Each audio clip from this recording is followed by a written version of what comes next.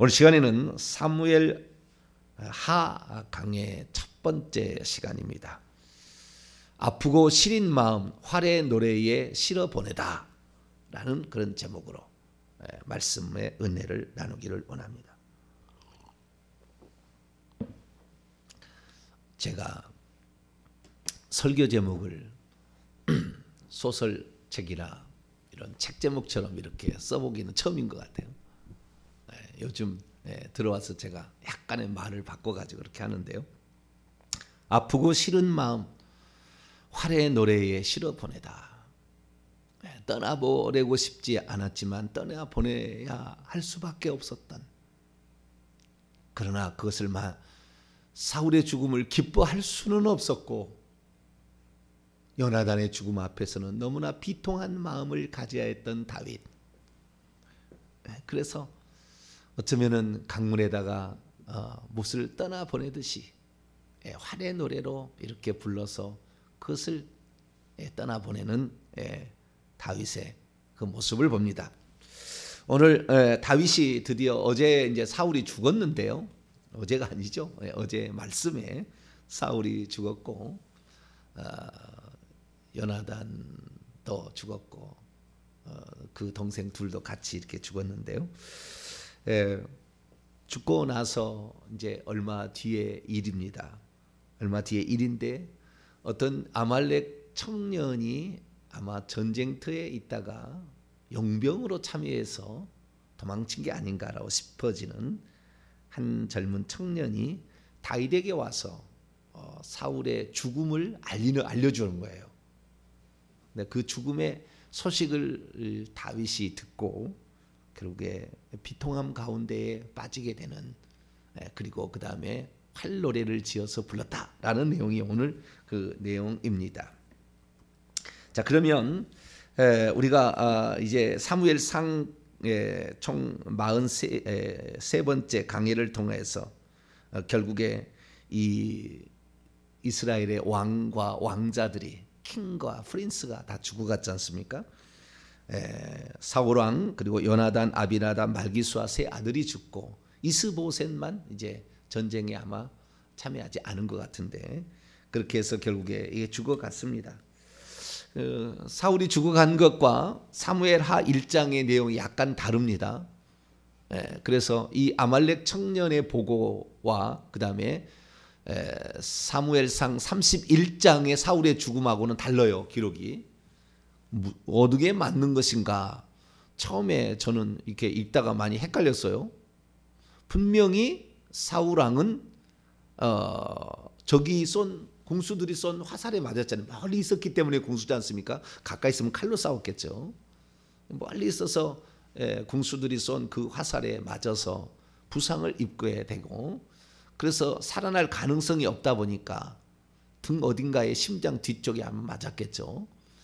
그래서 더 이상 살아날 가능성이 없으니까 병기된 자에게 죽여달라, 칼을 빼서 나를 죽여달라 했는데 안 죽이니까 자기 칼을 빼서 의지해서 죽었다고, 그래서 병기들 같이 죽었다고 나와 있는데, 오늘은 그렇지 않게 나오죠.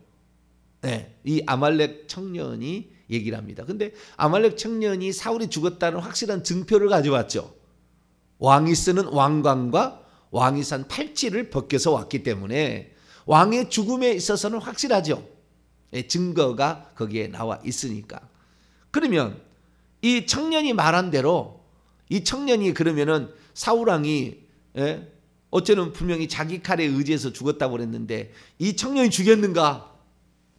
저는 그래서 과거 이런 생각을 해봤어요. 사울이 자기의 칼에 의지해서 쓰러졌다 그 말이에요. 그런데 목숨이 붙어있지 않았을까? 옛날의 생각입니다. 목숨이 이렇게 붙어있지 않았을까?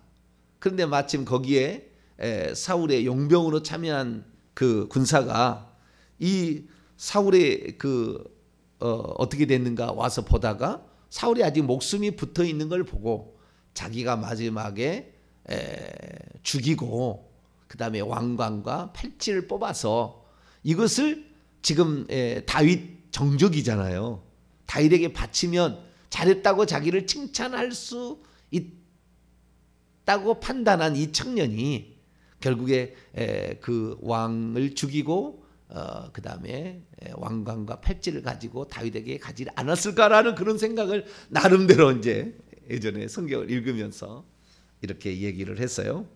근데 이 친구가 거짓말이라는 것이 분명히 드러나는 거예요. 이 친구는 허위 보고를 한 겁니다. 왜?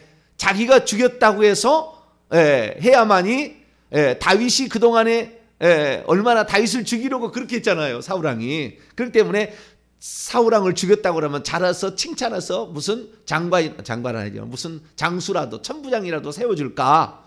뭔가 좀 자기가 뭐 벼슬이 하나도 얻지 않을까라는 그런 의도에서 부풀려서 얘기했던 거짓말이 게 들통이 납니다. 어떻게 들통이 나냐면 6절입니다. 자, 6절.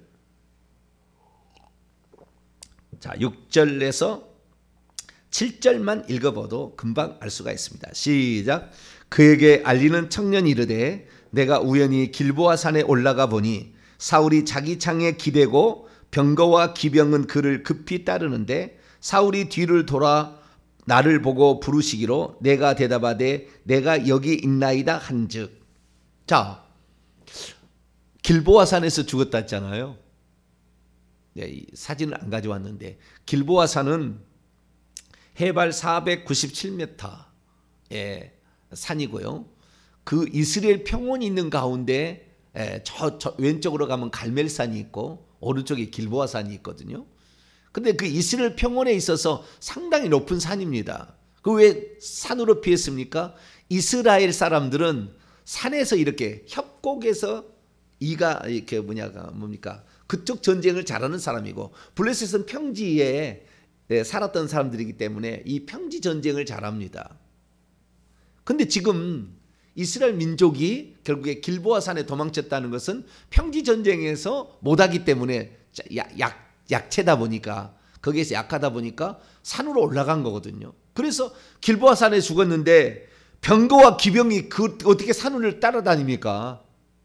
어떻게 전차가 그 사울왕을 따라다니냐고요. 말이 안 되는 거예요. 자기의 창에 기대고 이렇게 있었다는데 기댄다는 말을 의지했다는 말이거든요. 부축하듯이 이렇게 했다는 건데 이렇게 그 자기의 창에 기대서 이렇게 가고 있는데 뒤를 돌아봐서 얘기를 했다. 이게 말이 안 되는 거예요. 그래서 이 거짓말이라는 것이 확실히 이제 들통이 나는 거죠. 과거에는 저는 거짓말이라고 생각을 못했고 둘 사이에 아마 사무엘 상하고 사무엘 하가 기록자가 좀 틀렸기 때문에 정보를 다르게 기록하는 것이 아닐까라는 생각도 해봤어요. 옛날에 청년 시절에 그런 생각을 해봤어요. 그런데 우리는 지금 사무엘 상하라고 성경을 가지고 있지만 원래 히브리어 성경은 사무엘 상하가 한 권이지 두 권이 아니에요. 두 권의 책이 아니라고. 한 권의 책입니다. 한 권으로 기록되어 있기 때문에 한 권에 기록된 자가 그렇게 왔다 갔다 막 할 리가 없어요. 그냥 바로 앞장과 바로 뒷장을 그렇게 다르게 기록할 리가 없다 그 말이에요. 그럼 왜 우리는 그러면 사무엘 상하라고 책을 이렇게 나눠져 있느냐? 그것이 히브리어 마소라 텍스트를 헬라어로 번역하는 70인역 성경이 두 가지로 이렇게 나눠놨어요. 우리는 지금 70인역이라는 성경의 기준으로 그대로 지금 우리가 받은 겁니다. 우리 기독교는 특히 개신교는 이것이 70인역의 그 규정 구분대로 우리가 그대로 가져왔어요. 히브리어 성경의 구분대로 안 가져왔다고요. 구분도. 히브리어 성경은 24권밖에 안 돼요. 근데 그것을 우리가 39권으로 지금 우리가 알고 있지 않습니까? 그것은 70인역에 그렇게 만들어서 그렇습니다. 그래서 그렇게 지금 우리가 가져온 것이라 이것은 그럴 리가 없다라는 겁니다. 그래서 결국에 뭡니까? 이 친구가 자기가 죽였다 해서 혹시 공을 세웠다는 말을 들으려고 다윗에게 정적을 죽여줘서 고맙구나 이 얘기를 지금 들어서 너에게 벼슬을 내리겠다 뭐 이 얘기를 들으려고 거짓말을 한 겁니다. 그러나 그 거짓말의 완전한 거짓말은 아니죠. 사울왕이 죽은 걸 보고 결국에 그 왕관과 팔찌는 벗겨서 온 것은 사실이죠. 그건 사실이나 좌우지간 자기가 죽였다라는 말은 거짓말이었다라는 겁니다. 그런데 자기의 말로 자기의 죄를 벌었어요. 결국에 그래서 네가 하나님의 기름 부은 자를 함부로 죽였느냐. 그렇게 하면서 결국에 나도 그를 죽일 수 있는 두 번의 기회도 있었다. 어떻게 한 번 나의 왕, 나의 주군을 그것은 구테타예요. 구테타. 내가 죽이면 나도 그를 죽이지 아니하고 그가 잘못했다. 왜? 하나님께서 기름 부은 받은 종이기 때문에, 하나님이 기름 부어서 세운 종이기 때문에 하나님이 판단하는 거지, 나도 내가 판단할 수 있으나 내가 판단하지 않는다. 나는 판단을 유보한다.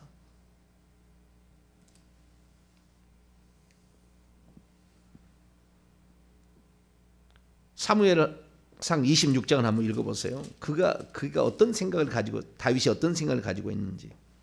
9절로 11절 봅니다. 사무엘하 26장 9절로 11절. 다윗은 사울왕에 대해서 이런 생각을 가지고 있었습니다. 읽습니다. 시작. 다윗이 아비새에게 이르되 죽이지 말라. 누구든지 손을 들어 여호와의 기름 부음을 받은 자를 치면 죄가 없겠느냐 하고, 다윗이 또 이르되 여호와께서 살아계심을 두고 맹세하노니 여호와께서 그를 치시리니 혹 죽을 날이 이르거나 또는 전장에 나가서 망하리라. 내가 손을 들어 여호와의 기름 부음을 받은 자를 치는 것을 여호와께서 금하시나니 너는 그의 머리에 곁에 있는 창과 물병만 가지고 가자 하고, 두 번째, 첫 번째는 그 엔게디에서 한번 있었고요. 이 두 번째는 이제 하길라산에서 있었는데 두 번에 죽일 수 있는 기회가 있었잖아요. 근데 다윗은 죽이지 않습니다. 다윗이 죽이지 않은 두 가지가 있죠. 첫째는 자기가 심판자가 되고 싶지 않은 거예요. 하나님이 심판한 거지 우리는 다만 도구가 될 뿐이죠. 그러나 하나님이 죽이라고 명령한 적이 없기 때문에 나는 하지 않겠다는 거예요. 근데 하나님의 명령이 있는데 자기가 의로워서 자기가 재판관이 되겠다고 판단을 하고 막 이렇게 되면은 결국에 어떻게 됩니까? 하나님께서 시키지 않은 일을 하게 된다고 한다는 것은 그것은 죄가 된다 그 말이에요. 그렇기 때문에 그는 하지 않겠다는 겁니다. 두 번째는 뭐냐? 하나님께서 기름 부음 받은 종을 자기가 함부로 죽이게 되면 자기 밑에도 기름 부음 받은 자기를 함부로 죽일 거 아닙니까?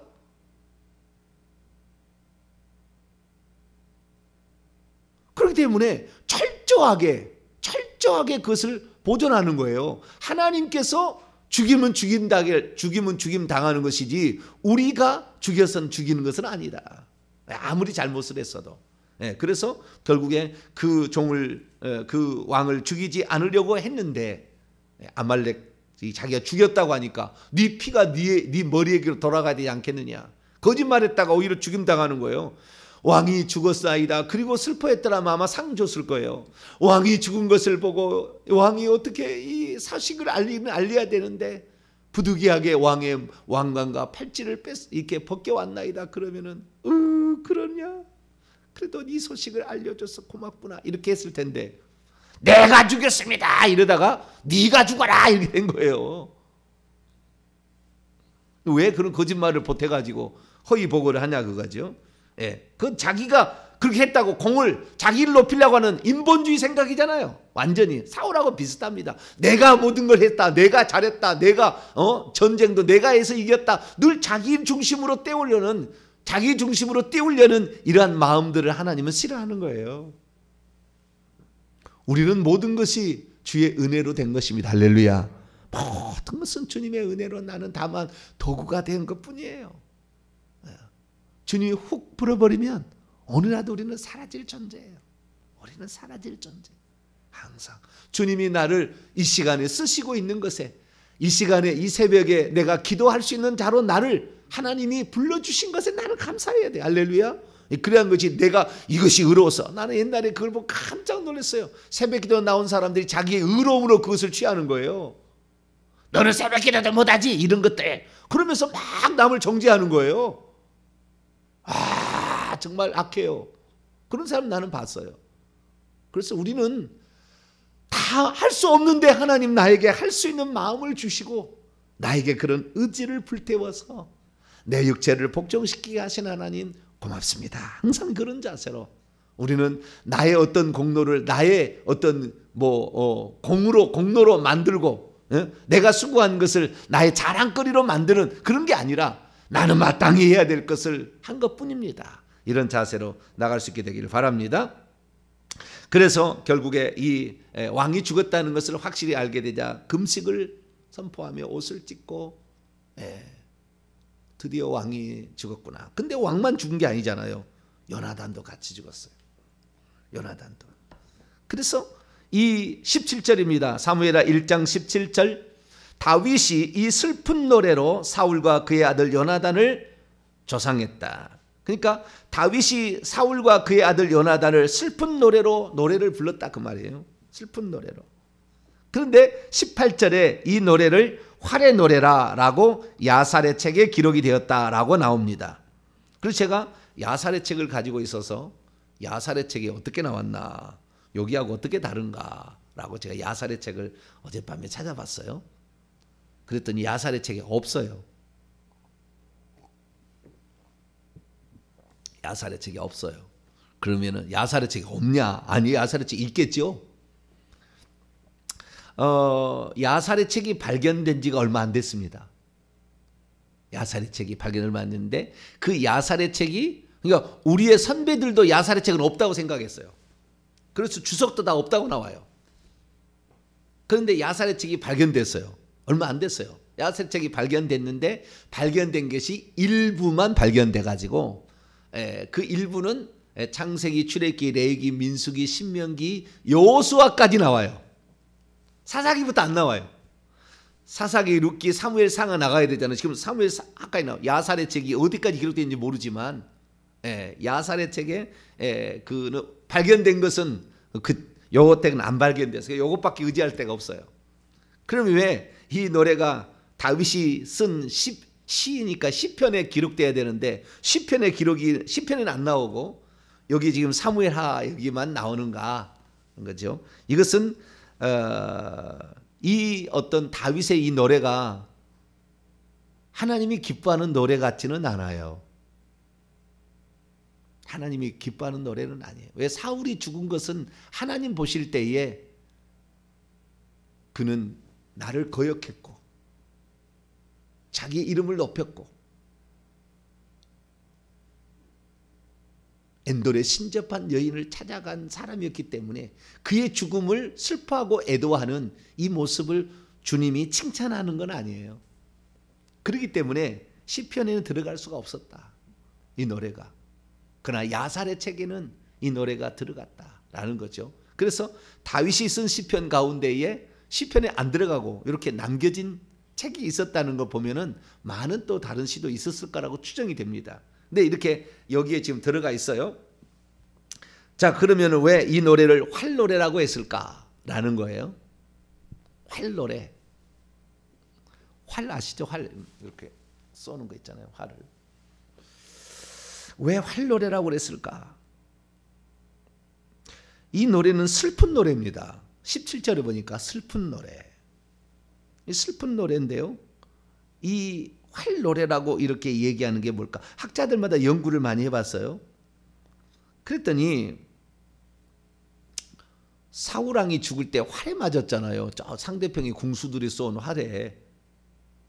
그래서 그 죽어갔기 때문에, 활에 맞아 죽어갔기 때문에 활의 노래가 아닌가, 그렇게 얘기하는 사람도 있고. 그 다음에 다윗이 왕이 나를 죽인다고 할 때 요나단이 아니야, 우리 아버지는 그런 사람이 아니야 한번 확인해 보시라고. 그래가지고 3일 동안 피해 있을 때에 3일 후에 화살을 쏘잖아요. 요나단이 빨리 화살을 쏘면서 그 화살 병기 든 자에게 화살이 저 앞에 갔다 이렇게 얘기해서 이렇게 얘기한 적이 있잖아요. 그래서 그 요나단의 활 때문에 그런 게 아닌가. 요나단의 활 때문에 그럴 가능성이 좀 있어요. 요나단이 활을 잘 쐈나 봐요. 오늘도 나옵니다. 22절입니다. 사무엘하 1장 22절. 죽은 자의 피에서 용사의 기름에서 요나단의 활이 뒤로 물러가지 아니하였으며 사울의 칼이 헛되이 돌아오지 아니하였도다. 사울은 칼을 더 잘 쓰는 사람 같고 요나단은 활을 더 잘 쏘는 사람인 것 같아요. 그래서 요나단의 죽음을 슬퍼한 게 아닌가. 활을 잘 쏘는 자가 비참하게 죽었다, 비극적으로 죽었다. 안타깝게 죽었다. 뭐 이런 것 때문에 그런 게 아닌가 이렇게 얘기하는 사람도 있고요. 역대상 8장 읽어봐봐요. 자, 역대상 8장 성경 읽다 보니까 그게 나와요. 역대상 8장 40절입니다. 이 베냐민 자손들이 역대상에 엄청 많이 나옵니다. 왕의 자손이라고 이렇게 많이 표현을 해주는가 봐요. 근데 그 중에 지금 베냐민 지파 사람들의 이야기예요. 8장 40절 읽습니다. 시작. 울람의 아들은 다 용감한 장사요 활을 잘 쏘는 자라.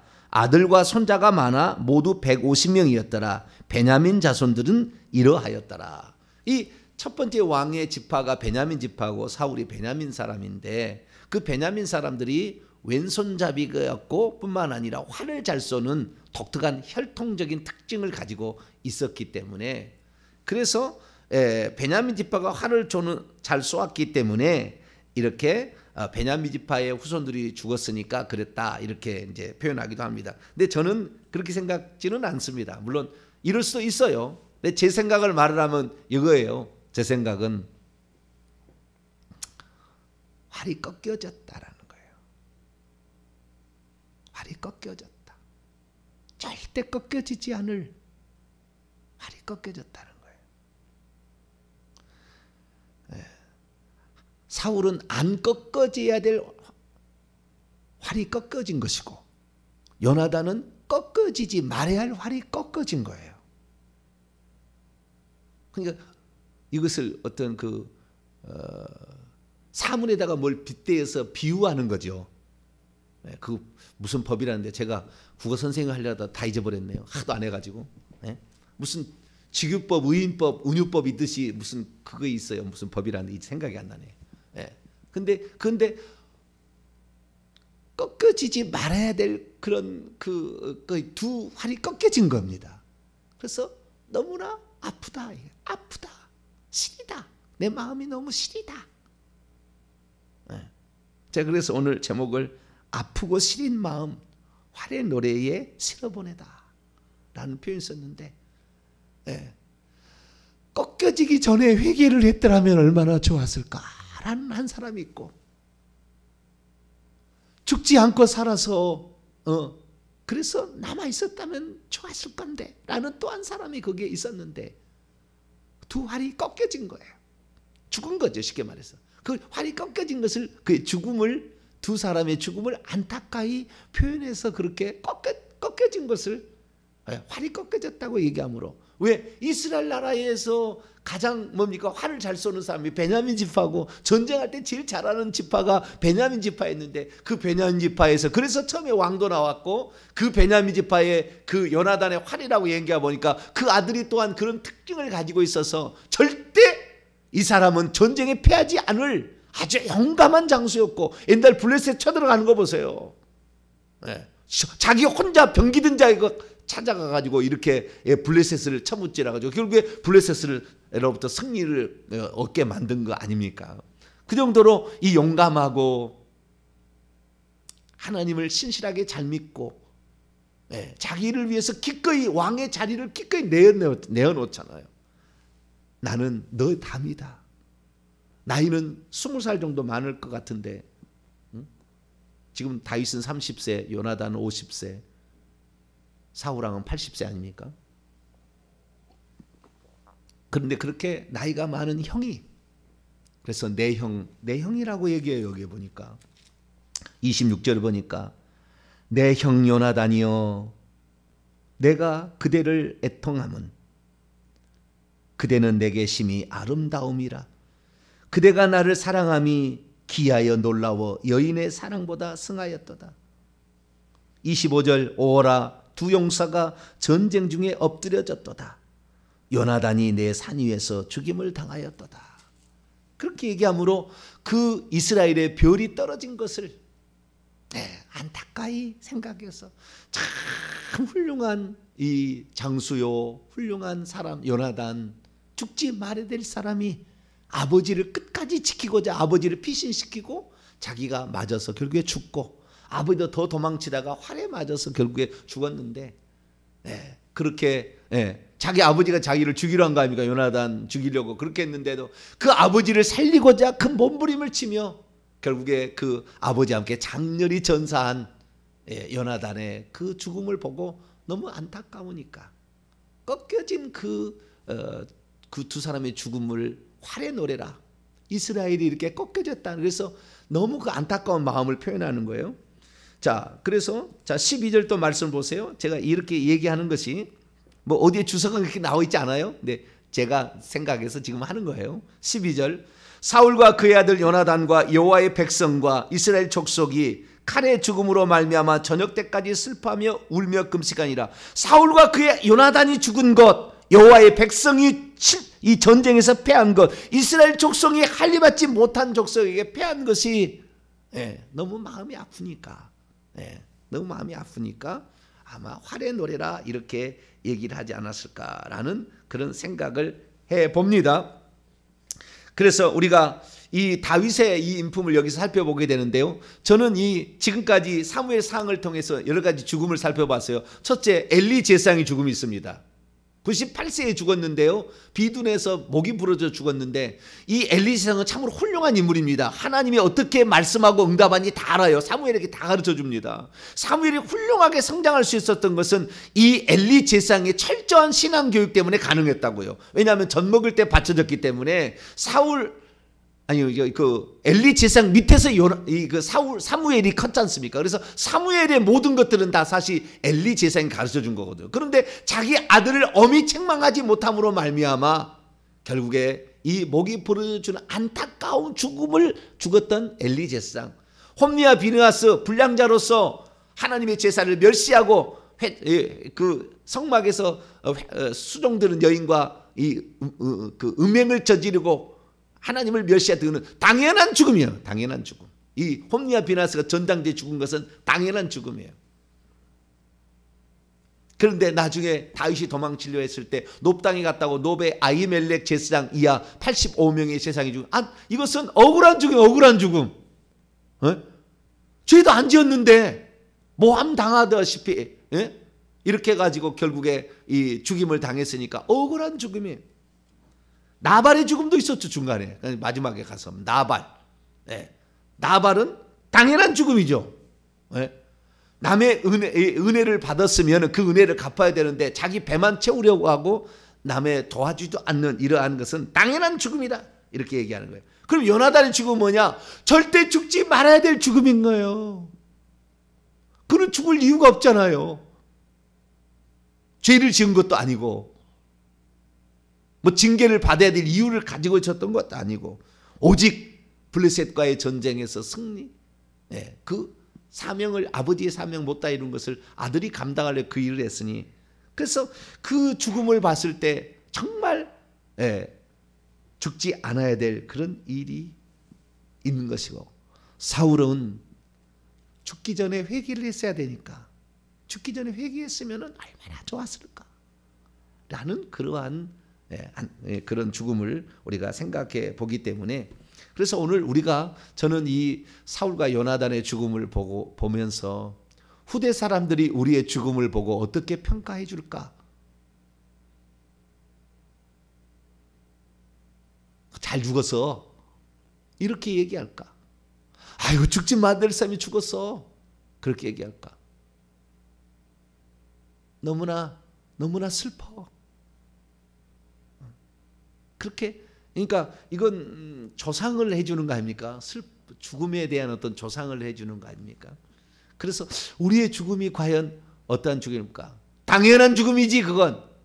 그 징계 받아서 마땅해 이런 죽음인가?